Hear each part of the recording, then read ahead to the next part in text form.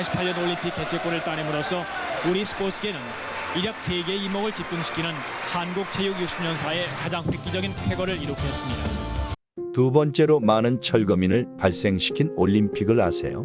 서울올림픽은 2008 베이징 올림픽에 이어 역사상 두 번째로 많은 철거민을 발생시킨 올림픽이고 인구 및 면적 대비 비율로 계산하면 1위이다.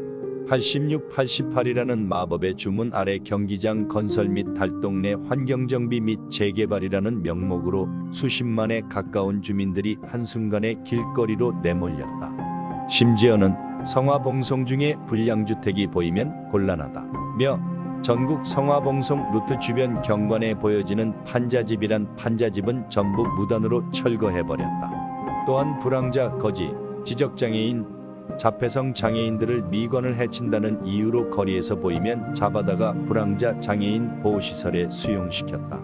사실 올림픽 개최 이후 장애인 올림픽인 패럴림픽이 열린다는 것을 생각하면 올림픽 정신에 위배되는 것이었다. 이 과정에서 부산 형제복지원 사건과 같은 인권 침해 문제도 발생했다. 이미 1982년부터 대규모 건설 자본을 끌어들인 대대적 재개발 사업 합동재개발이 실시되면서 올림픽 선수들이 입국하는 관문공항인 김포국제공항과 주 간선도로가 되는 국회대로 주변의 판자촌 및 빈민가는 이때 모두 철거되어 자취를 감췄다. 아울러 사격 경기가 열리는 태릉 국제사격장 인근의 빈민가 등 황량한 부지도 있어 보이기 위해 개발되었다. 이는 오늘날 각각 목동과 상계동의 아파트 단지로 재개발되는 곳인데 이 과정을 통해 허벌판과 공장지대이던 양천구와 노원구는 급격하게 풍경이 달라져 대규모 주거단지이자 하락군의 버금가는 명문학군, 높은 인구 밀도를 자랑하는 곳으로 탈바꿈한다. 거주하던 사람들은 점점 밀리고 밀려나 관악구, 난곡동이나 서울 밖으로 쫓겨났다. 이때 상계동 천막촌의 철거 이유는 성화봉송이 이쪽으로 지나갈 수도 있으니까 보기 좋으라는 식이었으나 정작 주공아파트가 지어지고 나서 동일로에 신호등 설치도 안 하는 등 사건 사고가 잇따라 터졌다. 심지어 전국 도시 노점상도 성남 모란시장 역시 폐쇄 대상에 올랐다. 철거민, 노점상 등 도시 빈민들을 쫓아내면서 겉보기에는 도시 미관이 좋아졌지만 이미 광주대단지 사건 등을 통해 1970년대부터 끌어오르던 하층민들의 분노를 더욱 키우고 말았다. 이로 인해 1986년 10월 31일 신당 6동 강제철거 당시 철거민 2명이 분신을 기도했고 12월 4일에는 철거민 1명이 자살하기도 했다. 1986년 한 해 동안 사망한 철거민은 모두 5명이었으며 1986년 4월부터 1988년 2월까지 사망한 철거민은 모두 14명이었다. 그러나 철거민 문제가 비로소 본격화된 것이 된 계기가 바로 1988 서울 올림픽 준비 과정이었다.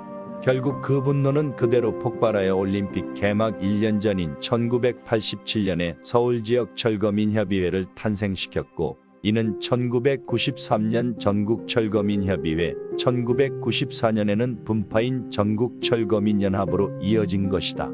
1988년 6월 29일에 수도권 등 30여 개 지역 주민들이 반민중적 올림픽으로 탄압받는 도시빈민 규탄대회를 열었고 오후 8시 서울 정동 대한성공회 서울주교자성당에서 서민주택 보장을 요구하며 단식농성을 전개했으나 올림픽 열기에 밀려 파급되지 못했다. 게다가 1988년 8월 5일부터 제정 시행된 올림픽의 평화를 지키기 위한 법률에 따라서 현월 17일부터 올림픽 기간 중 전국 주요 도시 특정 구역의 평화구역이 선포되었고 해당 구역 내에서는 어떠한 집회 시위가 금지되었다. 그 증거로 8월 18일 여의도 국회의사당 앞에서 광주지역 8개 재야단체들이 5.18 진상규명 투쟁을 벌이다 평화구역이란 이유로 경찰에 강제 진압되었고 서울시내 당시 종로, 을지로, 충무로 극장에서 열린 미국 영화 직배반대 투쟁도 휴관 형식으로 경찰과 대치해가며 시위를 펼쳤으나 이후 마찬가지로 무산되었다. 서양의 이목을 의식해 주요 도시에서 개고기가 금지된 때도 있대. 수많은 서울 시내와 경기가 열리는 곳 주변 대로변 보신탕 집들이 문을 닫았고 보신탕이라는 이름 대신 사철탕, 영양탕, 보양탕 등으로 이름을 바꾸어 위성 도시나 변두리로 쫓겨나 음지에서 간신히 살아남았다. 군대도 보여주기식 정책을 폈다.